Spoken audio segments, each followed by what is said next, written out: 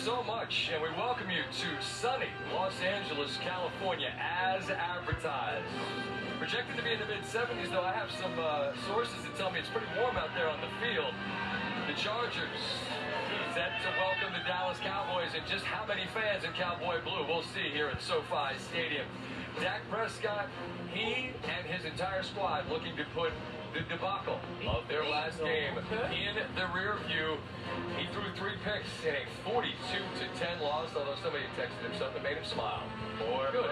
Monday is a brand new It's a new day. Meanwhile, Justin Herbert, they're off a bye. A victory tonight would put them over 500 for the first time this year, with a bunch of primetime games coming up starting tonight on Monday night. And this is Monday Night Countdown, presented by Panera. Alongside Robert Griffin III, Marcus Spears, Ryan Clark. What are you laughing at, big fella? Just to say, let me throw something on. I got a game tonight. Let me see what I'm throwing on. Dag out here looking like he about to run for president. They heard like that. Hey, it's gonna be a big night. You know that the Cowboys are in town. Their owner Jerry Jones will be with us here on the set. Stephen A. Smith will make some time for us. You know he's ready to. Is it gonna be Southern Steve though? You know he's got the 10-gallon bag. He in L.A. He in L.A. today. It's L.A. Steve. Boy, L.A. All right, hi. I'm Scott Van Pelt, by the way. I got my voice back. For those of you rooting for it to be gone forever, I'm sorry. I'm back and happy to be here with the fellas. And look, this game tonight has a lot on the table. I'm looking at you, big man, and I'm asking you not to answer for last week. I'm just asking you, what do you have for me this evening? Yeah, prove the game. Look, they're in this shape, right? The honest to God truth about this league is, from one week you can be in the penthouse, the next week you're in the outhouse in a matter of 7 days. And Dallas finds themselves in the outhouse after the San Francisco performance. Right. Now you got a chance to come to Los Angeles, play against the Chargers offense.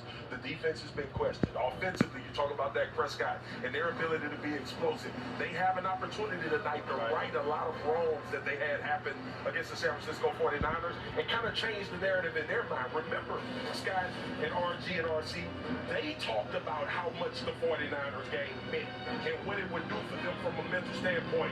You got to come out here and perform at a very high level on a Monday night football game when everybody's watching. Yeah, that's very true. And I would say the Cowboys right now are they play like bullies, right? They beat the teams that they should beat, the teams that aren't as talented as them. But then when they got to pick on someone their own size, they start to struggle. Under Dak right now, they're 25-7 against teams that don't make the playoffs, and they're 7-18 against teams that do in that season. So they got to find a way to figure that out. But on a positive note, we got Austin Eckler coming back, fellas.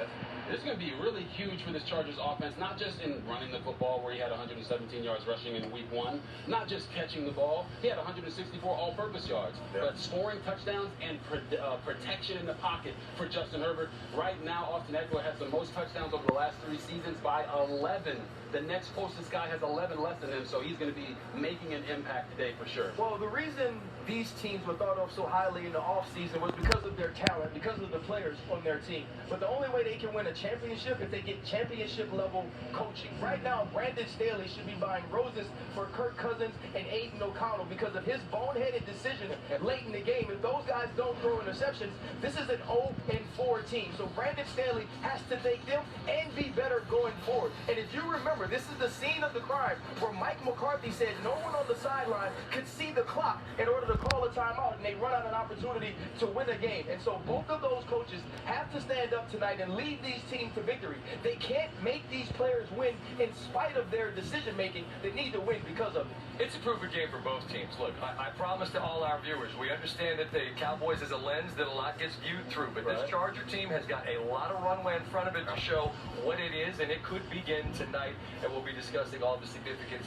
for them as well. We welcome in Adam Schefter, as we do every Monday in this spot. And Adam, there are a lot of injuries to get to as they relate to tonight and availability for this game, and unfortunately a really long list of stars for Sunday. What do you have for us?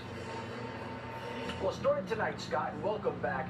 Thank you. Nick Joey Bosa, the Chargers Pro Bowl defensive end, is expected to be back on the field despite the fact that he's had a toe injury. That's good news for the Chargers pass rush.